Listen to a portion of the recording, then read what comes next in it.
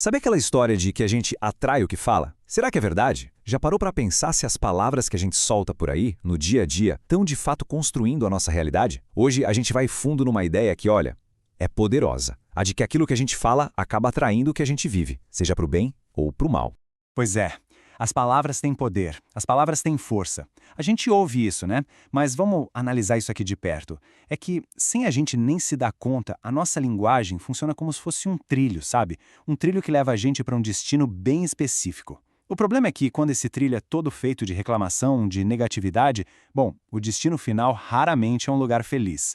A força que as palavras têm é algo que a gente muitas vezes nem imagina.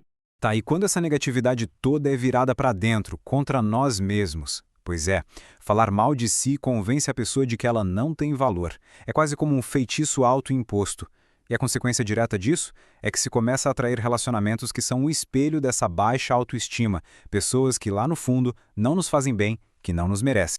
É aqui que a gente entra na armadilha da linguagem. É um hábito que a gente nem percebe, uma autossabotagem que acontece no subconsciente.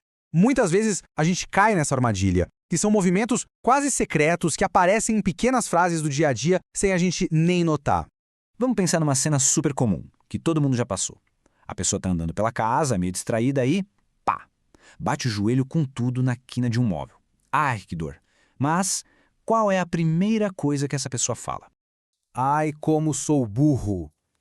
Para muita gente, a resposta é essa aí. Um xingamento contra si mesmo imediato, quase um reflexo. O grande problema é que esse reflexo não fica só na batida do joelho, né? Ele se repete e se repete diante dos pequenos e grandes desafios da vida. E essa repetição constante de sou burro, sou idiota, nossa, o efeito disso é simplesmente devastador.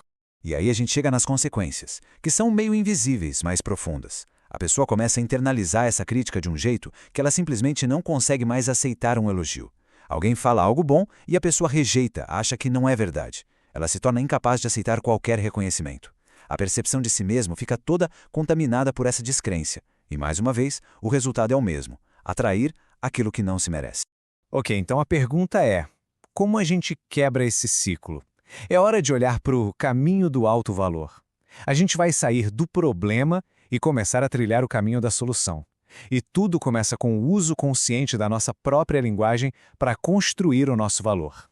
E para começar, a gente precisa corrigir uma ideia muito errada sobre humildade. Muita gente acha que ser humilde é ficar se rebaixando, sabe? Exagerando os próprios defeitos para parecer modesto. Mas não é nada disso. A verdadeira humildade é outra coisa.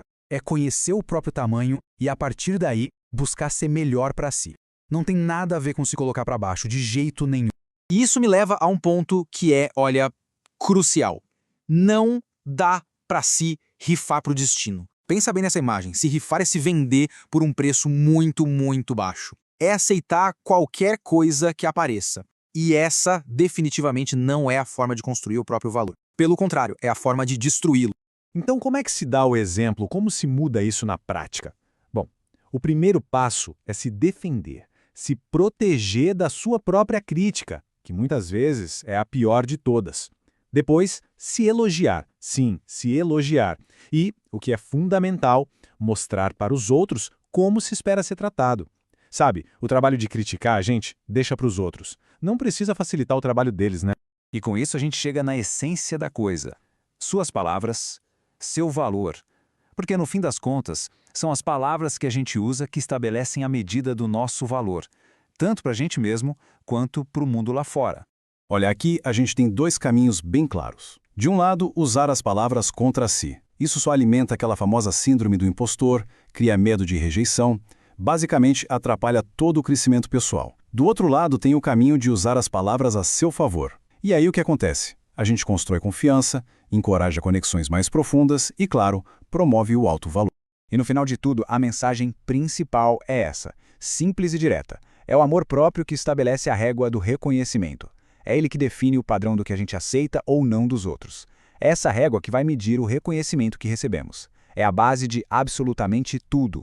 E para fechar, fica aqui uma reflexão, uma pergunta para a gente levar. As palavras que a gente usa no nosso dia a dia, elas estão trabalhando a nosso favor ou estão trabalhando contra nós? Porque a resposta para essa pergunta, bom, ela pode definir todo o caminho que a gente vai seguir daqui para frente.